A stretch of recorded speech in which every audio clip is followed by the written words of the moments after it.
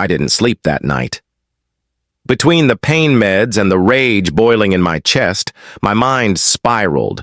I stared at the ceiling fan in the motel room I'd been forced into, replaying every memory, every HOA meeting, every passive-aggressive letter.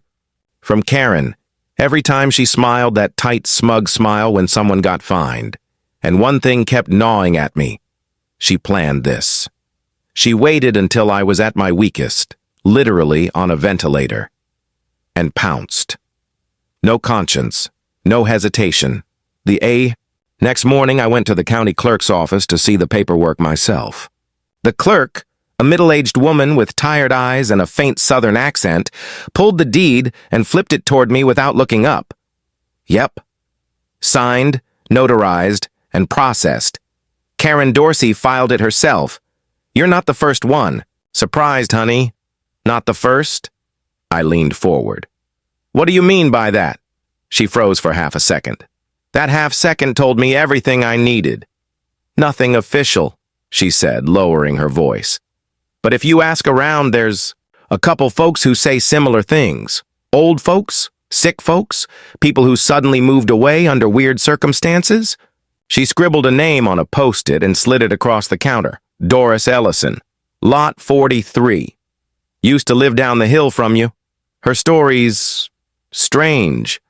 I drove straight there. But Doris didn't live there anymore. The house was freshly painted, pristine, and oddly soulless, like it had been scrubbed clean of any past life.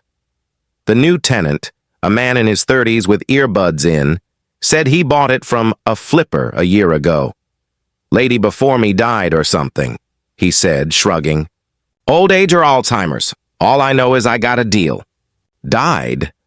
But according to a quick people search on my phone, Doris Ellison was very much alive and living in a nursing home 2 towns over. That's when it clicked. Karen hadn't just come for me. She'd done this before. She targeted the sick, the alone, the vulnerable, then made it look like a peaceful transition, a transfer, a sell-off, or a move to assisted living. And in the silence, she profited. I pulled into a parking spot outside the nursing home. Inside, I found Doris, 82, wheelchair-bound, sharp as ever, and furious. That woman stole my house, she said through gritted teeth. Said the HOA was helping me downsize. I never signed a damn thing. They had a notary who never even met me. She leaned closer. I tried to fight. But my son, he said it was too late. The deed was done. They pushed the sale through in 10 days. I still have nightmares about it. 10 days. That was the number again. That was Karen's window. 10 days between vulnerability and theft. And the deeper I dug, the more I realized it wasn't just us. There were others. By the end of the week, I had a list of 5 names, all residents who had moved away under odd circumstances. Every one of them had something in common. Health crisis. No. Immediate family in town and HOA fines leading up to their departure. This wasn't an HOA anymore. This was a predatory machine, and Karen was running it like a criminal enterprise. But she'd made one mistake. She thought I was weak. She forgot what I did before retirement, and who still owed me favors. 3. Days after visiting Doris, I received an unmarked envelope under my motel door. No stamp, no return address, just a single sheet of paper, typed, anonymous. Check HOA ledgers. FY21, FY23. Follow Property Relief Fund. Ask Linda Croft. The handwriting at the bottom was barely legible, more like it had been scratched in a hurry. Just 2 letters. WEI didn't know any WE, but I knew the name Linda Croft. She was Karen's old treasurer, a quiet woman with a frail smile who disappeared from HOA meetings about 6 months ago. Rumors said she moved to Florida. She didn't. I found her living in a mobile home on the edge of town, a far cry from her old 3-bedroom home in Willow Ridge. When I knocked on her door, she peered through the blinds for nearly a minute before, finally opening it. One look at me and she whispered, "You're the one Karen sold out, aren't you?" I nodded. I need to know what really happened. With you, with Doris, with me. She looked exhausted. Her hands trembled as she poured us weak tea. But then she started talking. Slowly, carefully, like every word carried weight. Karen called it her clean sweep program. Said it was designed to transition struggling homeowners and prevent property value drops. But it wasn't about helping anyone. Linda took a breath. She had me funnel funds, HOA dues, into a separate account marked Property Relief. She said it was for relocation support. But I started noticing withdrawals, weird amounts, cashier's checks. She handed me a folder. Inside, photocopies of bank transfers, emails, even Venmo screenshots, all tied to the HOA. Most payments went to Community Services Associates, a shell company I'd never heard of. One click into a corporate records database. It was registered under K. Dorsey. Karen created a fake company to embezzle money from her own HOA, while illegally flipping homes she forcibly acquired. I confronted her, Linda said, voice low. Told her I couldn't be a part of it. 3. Days later, Linda's house was condemned by the county for plumbing violations. An anonymous tip had triggered the inspection. I lost everything, she said, and I was lucky. Others, they weren't. Back at the motel, I started connecting dots, dates, transfers, signatures. Every signature on the quitclaim deeds, same ink, same pen pressure, same notary, Darla Fields, Karen's cousin. I was building a case, quietly, carefully, but I wasn't careful enough. At 3:17 a.m., I woke up to the sound of my door handle turning. I didn't breathe. Just slid silently out of bed, barefoot, and grabbed the collapsible baton I kept under my mattress. Military habit. The door opened. A figure stepped in, all black clothes, hoodie pulled low. Silent, trained, not a junkie. A professional. He took one step in, and I flipped the breaker. Total darkness. He lunged. I sidestepped, cracked him once in the ribs, and shoved him into the desk. He bolted. By the time I flipped the lights back on, he was gone, leaving behind only a boot print. And a burner phone he'd dropped in the scuffle, unlocked. Only one message on it. If he doesn't stop, we'll do what we did to Ellison. Doris. This wasn't just about property anymore. This was organized, dangerous, and growing, but they'd miscalculated. I wasn't scared. I was angry, and I was connected. The morning after the break-in, I did 2 things. First, I moved motels. Second, I called Nick Vega, my old Air Force buddy. We served together in the 56th Intelligence Squadron, where he ran digital warfare like Mozart ran a piano. After retiring, he freelanced as a cyber consultant for the VA. Nick owed me a favor, a big one. You got hit at 3 a.m., and they left a burner? Damn, he muttered through the speakerphone, his voice gritty with sleep. Yeah, I'm in. Shoot me everything. I sent him the shell company name, Community Services Associates. An hour later, Nick called back. Man, you're not gonna believe this. That company isn't just fake, it's dirty. I traced 3 wire transfers from the HOA account to a law firm in Nevada. That firm represents multiple quiet title actions in the past 2 years, all of them tied to Willow, Ridge Properties, all elderly or hospitalized owners, and Karen signed every single complaint as an interested party. I stared at the motel wall in silence. You still with me? He asked. Yeah, I said slowly. I'm just realizing this wasn't a side hustle. This was her full-time job. Nick didn't stop there. He used access from his VA consultancy to run Karen's name through every database he could legally, and some he probably couldn't. DMV records, property filings, business licenses. That's when we found the black file. It wasn't labeled black file, of course. Nick called it that because it had a VA red flag tag and was sealed from standard public access. Inside, a scanned PDF labeled Asset, Liquidation Plan, Phase 2, do not distribute. It detailed a strategy, chillingly bureaucratic, for reallocating underutilized residential resources in high-value HOA zones through expedited legal mechanisms. The language was cold, surgical, but between the lines it was clear they planned to steal homes. Legally. According to the metadata, the document was authored by someone named Martin L. Greggs, a paralegal with Keller and Train, LLP, the same firm Karen's HOA had used repeatedly.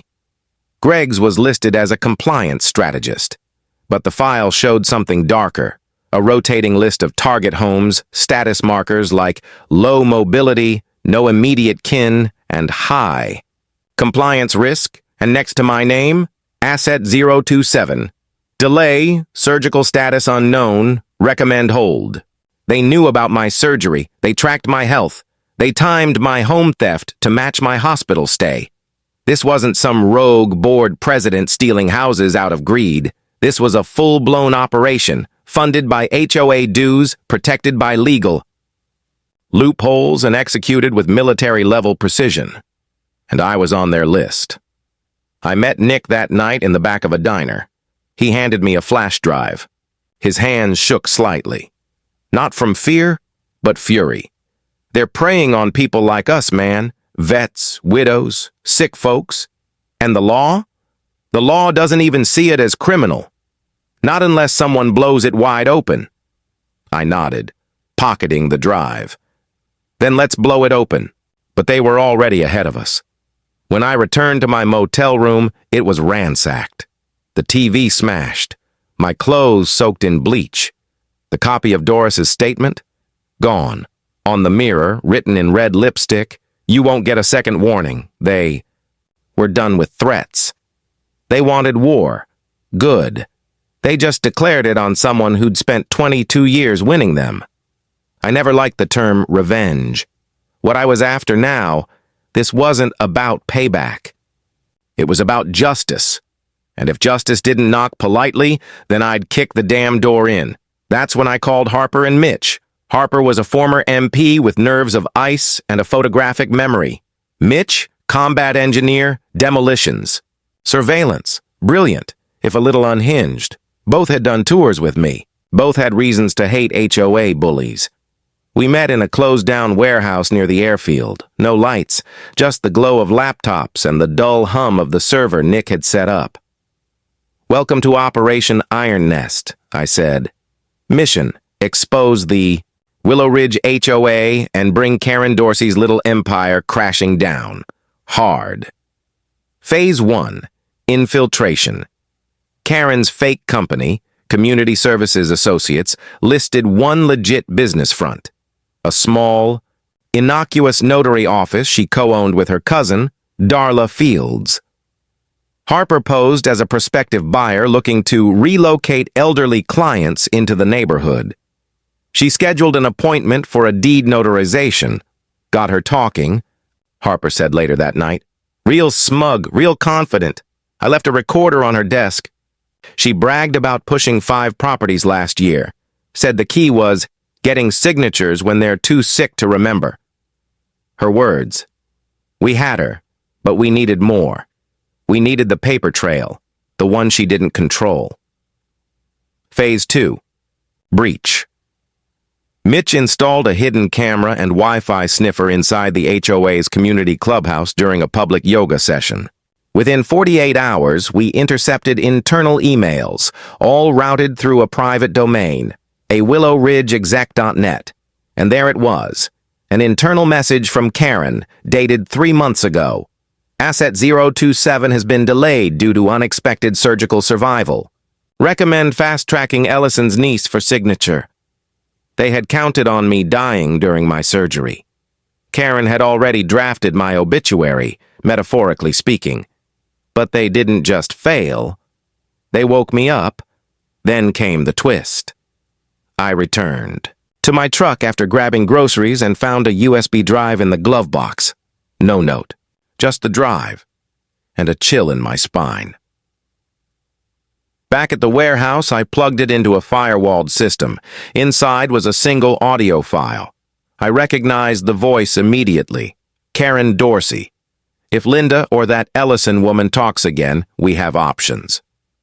Quiet ones. Make it look like stress. Natural causes. You know how it works. Nobody questions these things anymore. Another voice responded, one I didn't recognize yet. What about the vet? The one recovering? He's a problem. He was never supposed to come back. But if he wants a fight, he'll get one. I was stunned, silent. But Harper, standing behind me, leaned in and said, "Play it again." We listened 3 more times. That second voice? Calm, methodical. Nick ran a voice match. Took hours, but he got a hit. Martin Greggs, the paralegal behind the asset liquidation plan. He wasn't just the architect. He was co-conspirator, actively helping Karen bury people who could talk. We had motive, voice evidence, leaked plans, victim statements. What we needed now was public exposure, and for that, we had to bait Karen into one final arrogant move.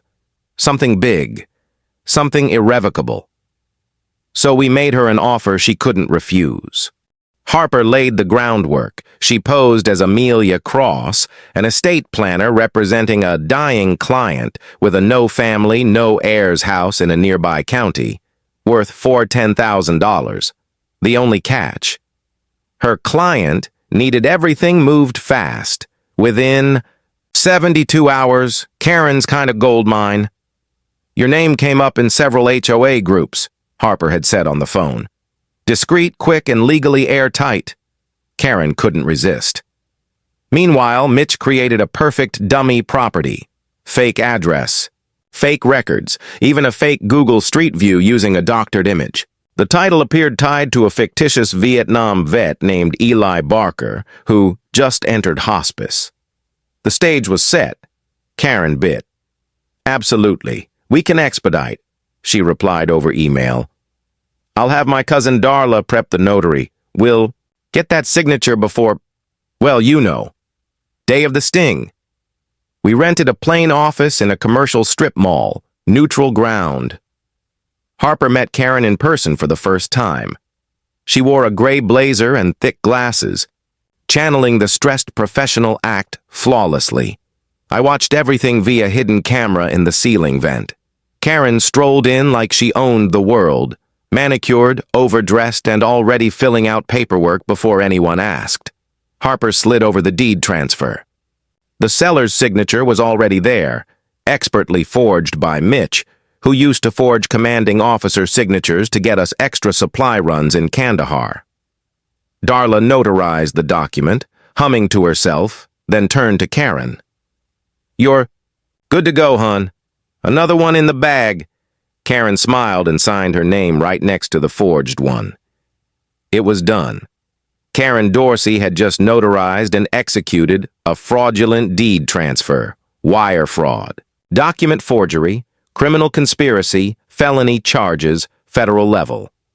As Karen packed her designer purse and stood to leave, the strip mall parking lot came alive. 3 black SUVs. No sirens, just fast, surgical coordination, FBI. Karen didn't even have time to scream before she was handcuffed. Inside the room, Harper calmly handed Darla a folded piece of paper, a subpoena. Darla froze. Her hands started shaking. She looked at Karen, who now sat pale-faced, speechless, in the hands of federal agents. Harper leaned in. Oh, and tell Greggs we have the tapes. He can either come in on his own, or we'll come for him next. I watched it all from a distance, sitting in my truck across the street. I didn't need to be there. This wasn't about ego. This was about closure. Karen had built an empire on deceit, forged documents, and preyed on the vulnerable. Now, that empire was collapsing. 2 hours later, I sat down with Agent Reeves, the federal officer leading the investigation. We'll be pursuing multiple charges: interstate fraud, conspiracy to defraud the government, elder abuse statutes. But this This is bigger than Karen. How big? I asked. We think there are others. At least 5 HOA boards across 3 counties. Similar tactics. Same shell company. But your sting gave us something we've never had before. Direct. Evidence and an airtight paper trail. I nodded slowly. Then let's burn the rest of them down. That night I returned to Doris's home, now safe under government protection, and handed her something. A framed letter. From the Department of Veterans Affairs. Your home ownership has been restored. Title cleared. Mortgage forgiven. Under Veteran Compensation Clause. Her eyes filled with tears. She hugged me, tight. You saved me. No, I said quietly. You reminded me what we're fighting for. Karen cracked in 11 hours, interrogated at the federal field. Office. She folded faster than anyone expected. The moment Agent Reeves presented her with the forged deed, the one she notarized, she realized this wasn't a slap-on-the-wrist HOA dispute. This was federal prison. She offered a deal. Names, files, contacts, anything. It's bigger than me, she said. You don't understand. I was just following the plan. Whose plan? Reeves asked. She hesitated, then said the name, James Kitteridge. Kitteridge was a retired real estate attorney who'd sat on the HOA Executive Oversight Council, a county-level committee that advised over 30 different HOA boards. Turns out he wasn't just advising. He'd created the original asset liquidation strategy. Karen's file had been just one of dozens, maybe hundreds, handed out to power-hungry board members willing to trade ethics for property grabs. The FBI called it the HOA Hydra. Every time they cut off a head, like Karen, 2 more would appear. Lawyers, notaries, board members. Even city clerks who'd helped push through illegal paperwork. But then came the twist. As the FBI arrested 2 more HOA presidents in a coordinated morning sweep, I received a summons, a civil lawsuit, filed by one Terrence Boyle, HOA president, of Lakeside Gardens, one of the other neighborhoods implicated in the sting. His claim? Defamation, trespass, and interference with a protected entity. They were trying to flip the narrative. Suddenly, I was the villain. A rogue veteran, disrupting peaceful neighborhood order. The local news ran 2 editorials questioning whether my tactics were too extreme. One anchor even asked if I was vigilantism adjacent. Harper paced the warehouse floor, furious. We expose a criminal syndicate, and they spin it as harassment? This is insane, Nick just smirked. Typical. They're shifting the Overton window, make the outrage look messy, and the crooks look like victims. But I wasn't rattled. Not anymore. I'd seen this playbook before. In war zones, in politics, in cover-ups. They weren't attacking me because I was wrong. They were attacking me because I was effective. So we counterattacked. Nick dumped another batch of intercepted HOA emails into a secure leak server. Mitch made sure the digital fingerprints were clean. Harper forwarded files to the Washington Sentinel, a major investigative outlet. 3 days later, the headline exploded. The HOA cartel, how local boards exploited the elderly and disabled for profit, Karen's recorded voice, financial trails, the sting video, Doris's testimony. It went viral. Millions watched the collapse of the HOA elite in real time. Protests broke out in 3 neighborhoods. Families re-examined old documents. Class action lawsuits began to form. And Terrence Boyle?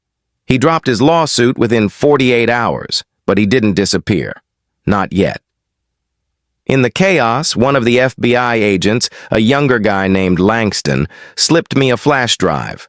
He said it came from an anonymous source who'd walked into the federal building, handed it over, and left without a word.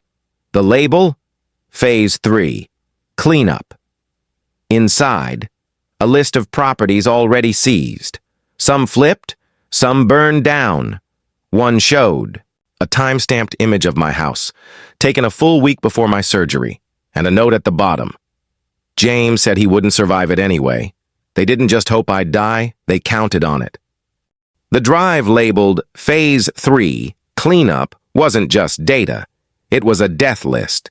Names, properties, health statuses, all color-coded. Green, viable transfer. Yellow, pending medical evaluation.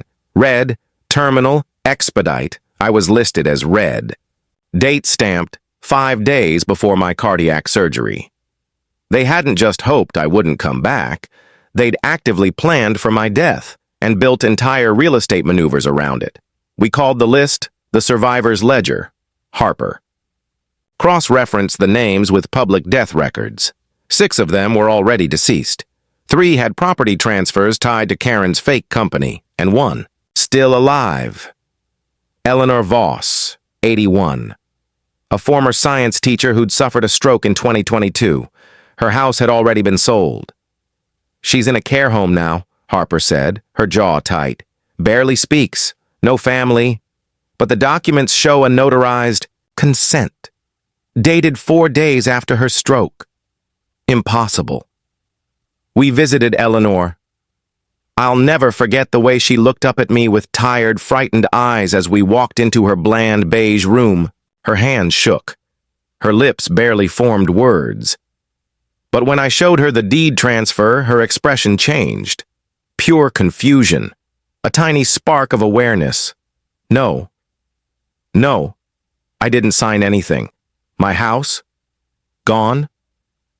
That moment lit a fire in me. I didn't think I had left. I made a vow. No one else on that list would fall, not while I was still standing. That same week, Karen's plea deal went public, and so did her final statement. Recorded in an interview room, she stared dead into the, camera and whispered, "You think I was the boss? I was a puppet. You want the head of the beast? Look at James Kitteridge. He wrote the playbook. We just followed the rules." She slid a folder across the table. Inside, emails, handwritten memos, one chilling message on HOA letterhead. If the body dies, the asset becomes available. Expedite. Filing post-confirmation. And then came the last entry. Use discretion. Do not contact directly. Burn after review. Days later, Agent Reeves called me in. We lost Kitteridge. Lost? I frowned. What do you mean? He's disappeared, resigned from every board, emptied 3 bank accounts, left behind 1 note. He handed it to me. Just a single typed sentence. If Ellison wants to find me, tell him I'll be waiting in the garden. I froze. That wasn't metaphor. It was a code. Years ago, on deployment, Kitteridge served as a legal advisor for Black Ops property recovery. Garden referred to safe houses for asset reconsolidation. He was challenging me. I didn't tell Reeves what it meant. Not yet, because that night I got a call from a blocked number. A voice. Calm, cool, detached. Mr. Ellison, this has all gotten messy. I'd like to propose a quiet settlement, one that leaves you whole. It was Kitteridge. You're calling me now? I growled. After what you did? Nothing personal, he replied. Just business. Let's not waste time with morality. Meet me in 72 hours. The old garden nursery off Route 12. Bring Harper, and bring the ledger. He hung up. Harper stood in the doorway, having heard every word. He wants to settle? No, I said, staring at the screen. He wants to erase the ledger before it burns everything down. So what's the plan?